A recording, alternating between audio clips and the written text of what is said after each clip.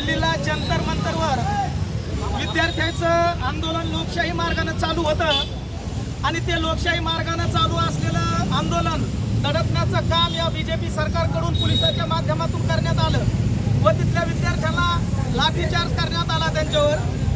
त्या अनुषंगाने वंचित बहुजन आघाडीचे सर्व आदरणीय बाळासाहेब आंबेडकर यांनी 23 जुलै रोजी महाराष्ट्र बंदची हाक दिली आणि त्या हाकेला साथ म्हणून या मंठा तालुक्यामध्ये वंचित बहुजन आघाडीच्या माध्यमातून बंदचं आवाहन करण्यात आलं। या बंदच्या आव्हानाला येथील व्यापारी वर्गानं इथल्या सर्व छोट्या मोठ्या दुकानदारानं 100% असा प्रतिसाद दिलेला आहे।